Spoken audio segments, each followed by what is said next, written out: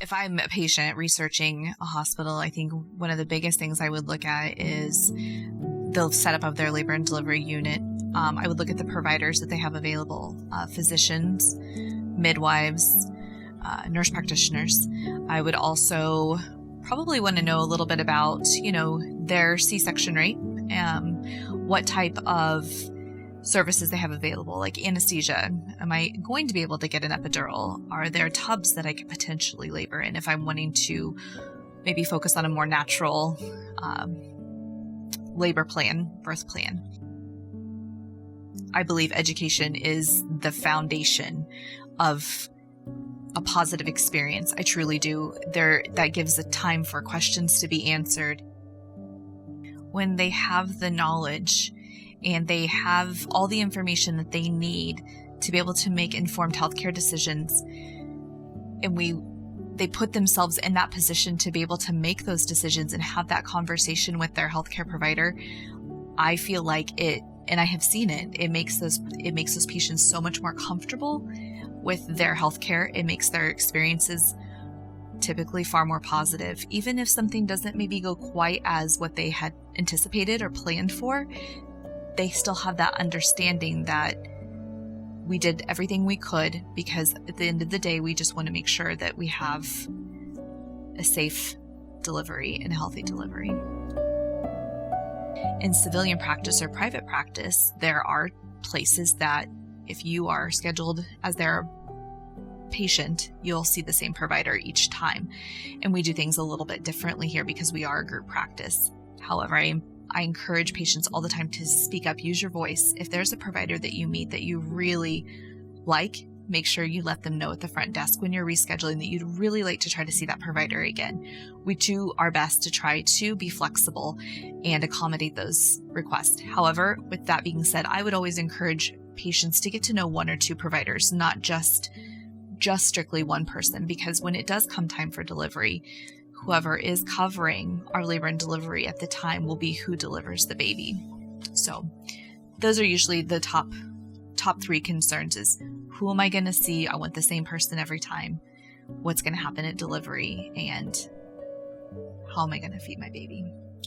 We have amazing lactation support here in our hospital. Our lactation consultant is phenomenal. She sees all of our patients. So that can help kind of relieve some of that anxiety of, am I going to be left alone to try to figure this out?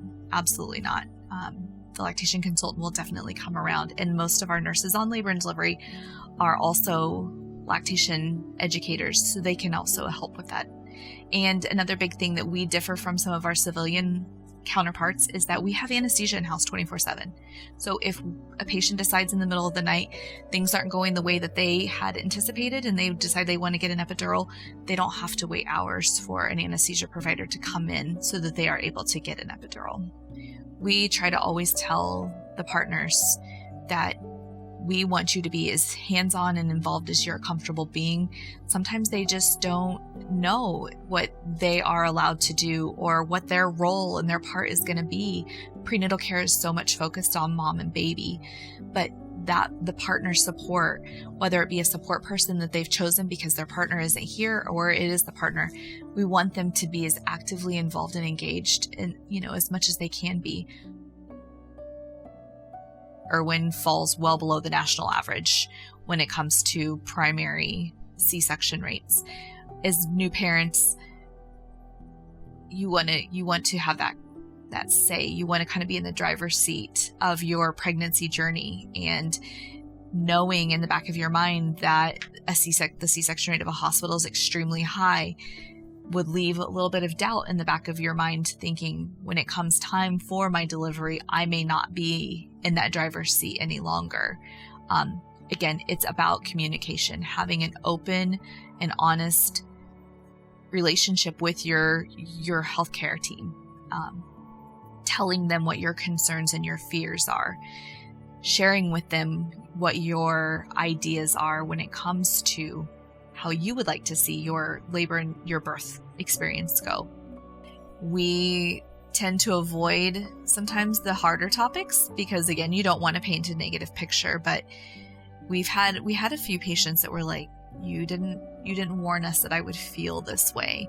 So we've really made huge strides in our relations with providers here in the hospital that can help with postpartum depression, and just normalizing that it's a tough time in your life, but you're going to get through it. And when they realize that going into this, here's some of the obstacles I might face, then it doesn't seem like that mountain is so big that they have to climb. So yeah, I would say just talking about some of the tougher stuff. We get focused on, how's this baby going to be born? How are we going to feed this baby? But there's so much that goes into prenatal care and just having a healthy pregnancy.